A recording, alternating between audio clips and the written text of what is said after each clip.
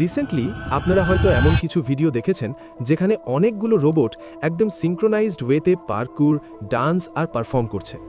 এটা মূলত চায়নার লুনার নিউ ইয়ার ইভেন্টের দৃশ্য। এই রোবটগুলোকে তৈরি করেছে ইউনিট্রি রোবোটিক্স, যারা চায়নার একটি বিখ্যাত রোবোটিক্স কোম্পানি। তারা তাদের এক একটি G1 রোবটের প্রাইস রেখেছে প্রায় $13,200। এটা কিন্তু প্রথমবার নয় যে ইউনিট্রি তাদের রোবট আর্মি নিয়ে এমন লুনার নিউ ইয়ার ইভেন্টে পারফর্ম করতে এসেছে। তারা গত বছর এবং তার আগের বছরও এসেছিল।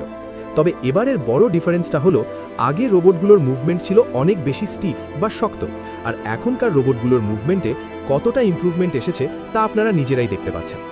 যখন এই ধরনের বড় ইভেন্ট হয় তখন একই সাথে কিছু এআই জেনারেটেড বা সিজিআই ভিডিও খুব ভাইরাল হয়ে যায়। যেমন আপনারা হয়তো আরেকটি ভিডিও দেখেছেন যেখানে রোবটগুলো গান নিয়ে চায়নার মিলিটারি ফিল্ডে প্র্যাকটিস করছে।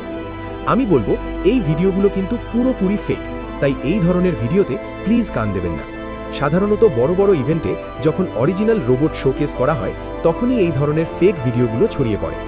আপাতত রোবটদের এই দুর্দান্ত পারফরমেন্স এনজয় করুন, তবে কোথাও যেন একটা ভয়ও কাজ করে, কারণ ভবিষ্যতে রোবটদের এই লড়াইয়ের চিন্তাটা বেশ ডিস্টোপিয়ান শোনায়।